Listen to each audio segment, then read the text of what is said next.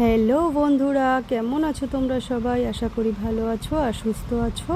আমিও ভালো আছি। তো দেখো, আজকে ভোর 5টা থেকে আমি আমার কাজগুলো তোমাদের সঙ্গে শেয়ার করছি। তো দেখো, আমি ঘুম থেকে উঠে আগে ঘরটা ঝাড় দিয়ে তো আমি সারা উঠোনে গোবর ছড়া দিয়ে দিয়েছিলাম। তো গোবর ছড়া দিয়ে এখন দেখো আমি দরজার সামনে গোল করে লেপে নিলাম। তারপর চলে গেলাম আমার কাঠের রান্নাঘরে। তো উনুনটা আমি ভালো করে সুন্দর করে লেপে নিচ্ছি। লেপে নিয়ে এবার বাইরে রাতে বাসি বাসন যা ছিল সবগুলো বাইরে বের করে নিয়েছিলাম। তো সেইগুলো দেখো আমি এক এক করে সব ভালো করে মেজে ধুয়ে গুছিয়ে নিচ্ছি। সকালবেলা উঠলে মেয়েদের যে কত কাজকর্ম থাকে একমাত্র একটা গৃহবধূই জানে।